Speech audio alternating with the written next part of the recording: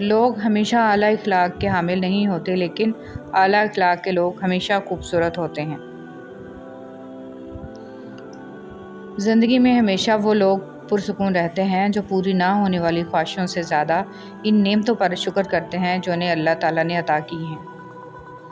دعائیں نصیب سے نہیں بلکہ نصیب دعاؤں سے بدلتا ہے، اور کائنات کے سارے معجزے دعاؤں سے ہی ہوتے ہیں۔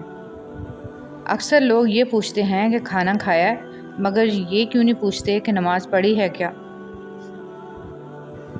بہت مضبوط ہوں میں، یہ دنیا جانتی ہے، بہت کمزور ہوں میں، یہ اللہ جانتا ہے۔ نماز میں ناغہ نہیں، حاضری لگتی رہنی چاہیے، محبوب کو پتہ چلے کہ ہاں آیا ہے، چاہے سبق یاد ہے یا نہیں یاد ہے مگر کلاس میں حاضر ہے۔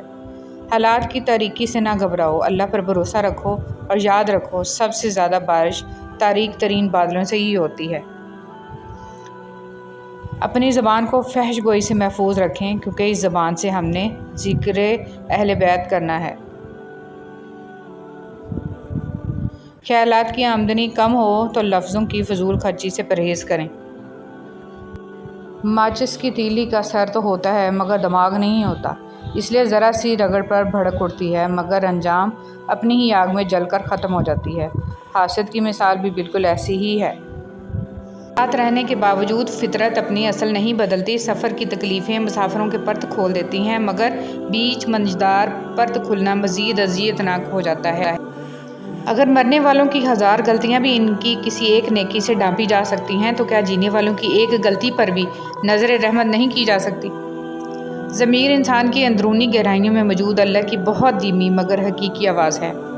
جان جاؤ کہ اللہ تمہارے ساتھ ہے تو پھر اس سے کوئی فرق نہیں پڑتا کہ کون تمہارے خلاف ہے۔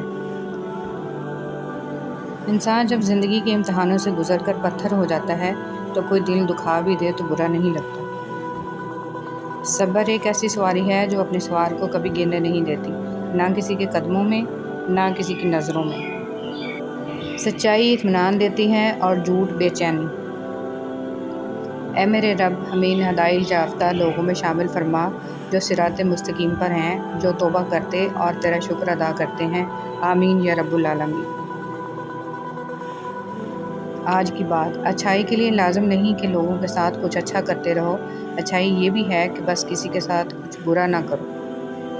جو انسان جتنا خاموش رہتا ہے وہ اپنی عزت کو اتنا محفوظ رکھتا ہے۔ نفرت گناہ سے کرو، گناہ گار سے نہیں، شاید وہ آپ کی محبت میں آ کر گناہ کرنا ہی چھوڑ دے۔ چہرے اجنبی ہو جائیں تو کوئی بات نہیں محسن، لہجے اجنبی ہوں تو بڑی تکلیف دیتے ہیں۔ انسان چھوٹا ہوتا ہے، مجبور ہوتا ہے، جوان ہوتا ہے تو طاقت بھی آتی ہے، پیسہ بھی آتا ہے، اپنی مرضی سے گھوم پھر بھی سکتا ہے، لیکن ایک وقت آتا ہے کہ لکڑی کے سہارے چلنے لگتا ہے، ویل چیئر پر آ جاتا ہے، موت کا شکار ہو جاتا ہے۔ یہ انسانی جسم پر حکومت کس کی چل رہی ہے؟ بے شک وہ اکیلا اللہ ہے، جس نے اس کی بات مانی وہ کامیاب ہو گیا۔ ضروری نہیں کہ کچھ بڑا کریں، زندگی میں چھوٹی چھوٹی نیکیاں کرتے جائیں، کسی کا دکھ سن لیں، کسی کو دلاسا دے دیں، کسی بھوکے کو کھانا کھلا دیں، کسی کو مسکراہٹ عطا کر دیں۔ یہ چھوٹی چھوٹی خوشیاں ہی زندگی کے سمندر میں بڑی بڑی مثبت لہریں پیدا کرتی ہیں۔ رسول اللہ صلی اللہ علیہ وسلم نے فرمایا، جس شخص کے دل میں رائی کے دانے کے برابر بھی تکبر ہوگا وہ جنت میں نہیں جائے گا۔ اس پر ایک شخص نے سوال کیا کہ اللہ کے رسول صلی اللہ علیہ وسلم، ہر شخص چاہتا ہے کہ اس کا لباس اور جوتے وغیرہ اچھے ہوں، تو کیا وہ بھی جنت میں نہ جا سکے گا؟ اس پر رسول صلی اللہ علیہ وسلم نے فرمایا، یقیناً اللہ خوبصورت ہے اور خوبصورتی کو پسند فرماتا ہے۔ تکبر کا مطلب یہ ہے کہ بندہ حق کو ٹھکرا دے اور لوگوں کو حقیر سمجھے۔ ارشاد باری تعالیٰ ہے، اور جان لو کہ تمہارے مال اور تمہاری اولاد ایک آزمائش کے سوا کچھ نہیں ہے، اور یہ یقیناً اللہ اسی کے پاس بہت بڑا اجر ہے۔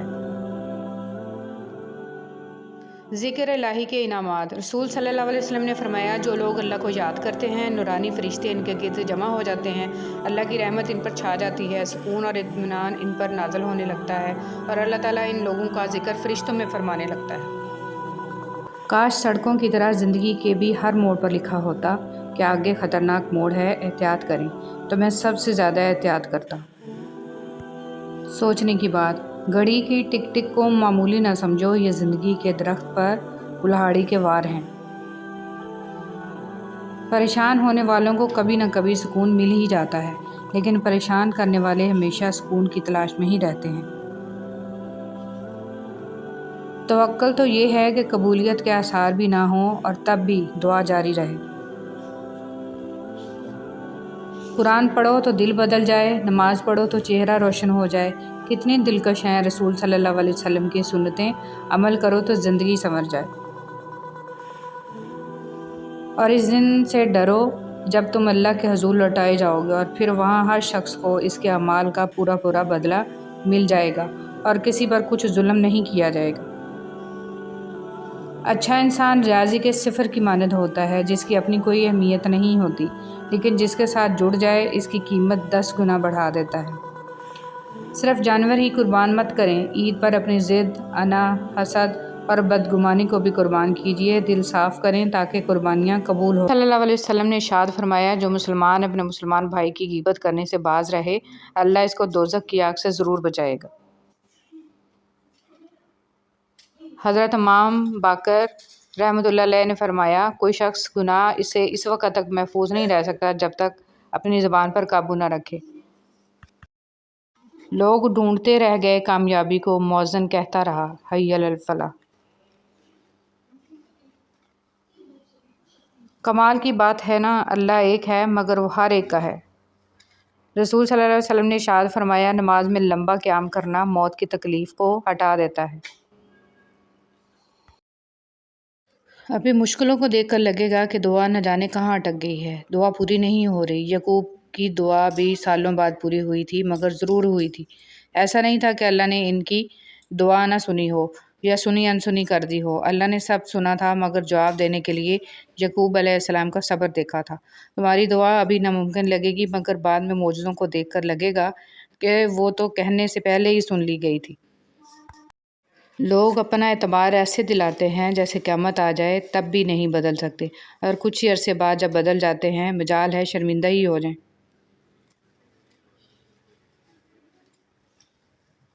دوستی کے لیے خوبصورت چہرے ڈھونڈنے کی ضرورت نہیں ہے، کیونکہ اکثر خوبصورت چہرے والے دل کے کالے ہوتے ہیں۔